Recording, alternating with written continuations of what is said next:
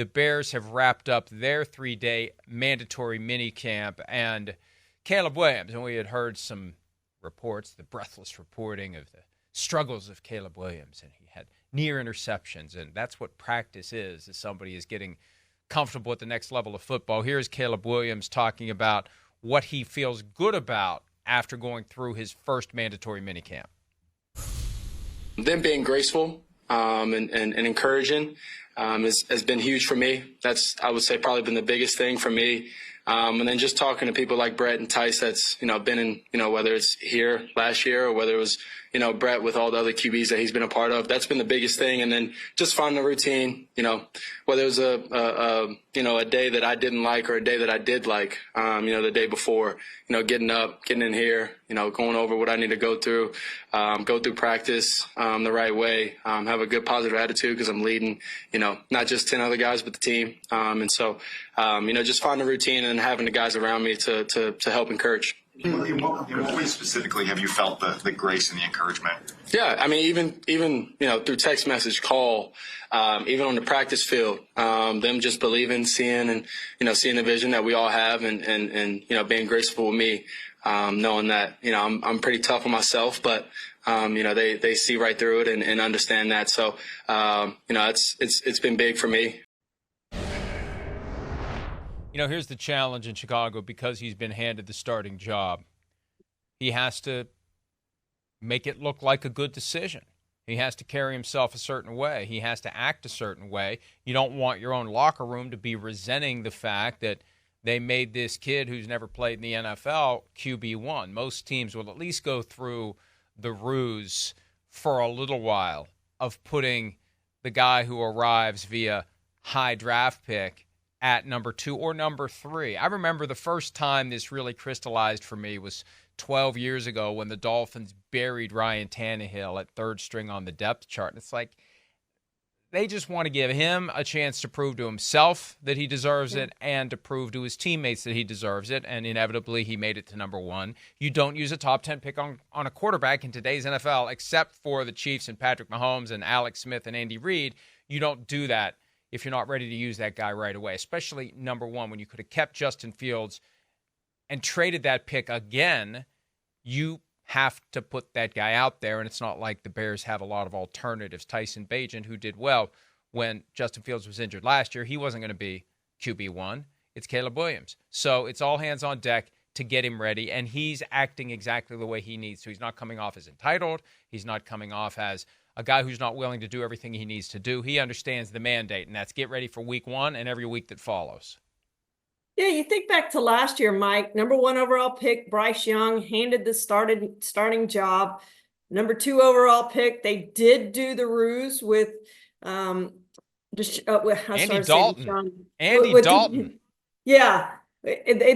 Andy Dalton was there, and that wasn't going to happen. We all knew that. But the Texans kind of played that game a little bit with C.J. Stroud. And, Davis Mills is going to be given every chance to win this job. You knew C.J. Stroud was going to win that job. They drafted him number 2 overall for a reason. If Davis Mills, as you pointed out with Justin Fields, was going to keep the job, then they would have used the pick on someone else at a different position. They wouldn't have drafted C.J. Stroud. So you have to make sure the guy's ready.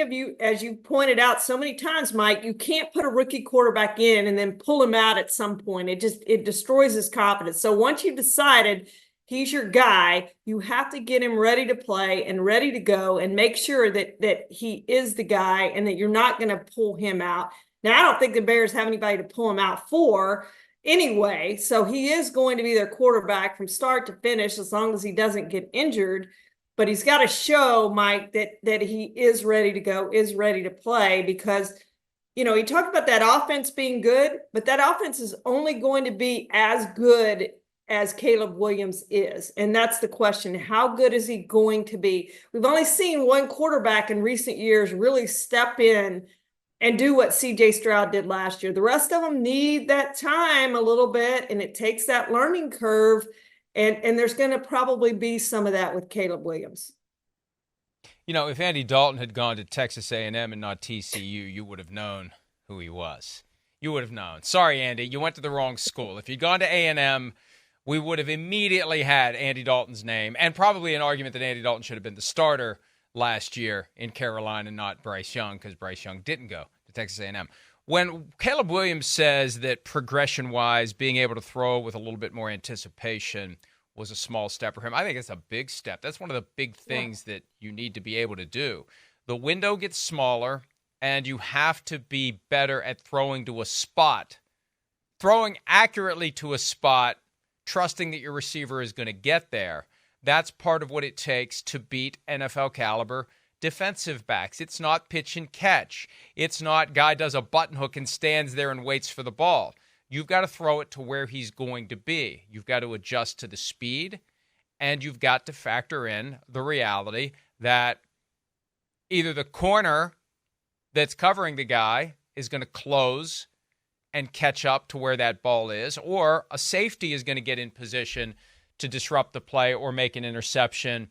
And everything at that level is faster, stronger, bigger, better than whatever Caleb Williams saw last year at USC or at any point in his career. That's just the way it works. And that's why we don't know and we won't know who can make it and who can't, because some guys are going to bust their heads into a ceiling and some guys are going to bust right through it. And we just don't know until they're out there. Look at 2021. Look at how the quarterbacks taken in the top 15 picks, 5 of them. Look at how they've fared. That's the way it goes in the NFL.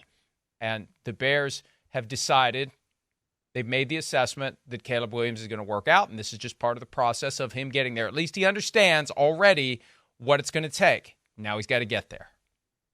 You know what I really like that they're doing, Mike, and I've covered thousands of practices in my time as a beat writer with the Bucks and the Cowboys, and I haven't seen this very much, but they're having the ones go against the ones, and they say they're going to continue that in training camp. So in other words, Caleb Williams is going against the starting Bears defense. That defense was really good the second half of last season. They finished 12th in total defense overall last year, number 1 against the run, but the last half of the season, they were a top 5 defense. They played really well, and they've been really hard on him.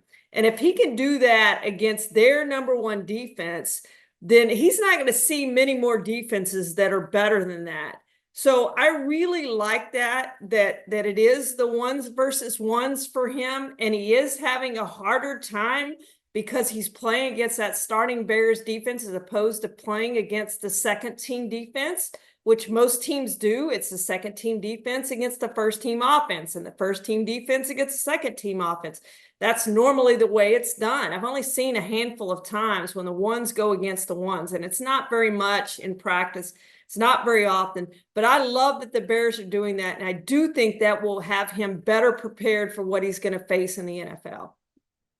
That was one of the hallmarks of Pete Carroll with the Seahawks. Competition Wednesday, ones against ones. And they had spirited and intense practices and very intense offseason practices to the point where they got in trouble at least once for having too much contact during the offseason. Hi, it's Mike Florio. Thanks for watching PFT on YouTube. Hit subscribe for the latest news and analysis from Pro Football Talk.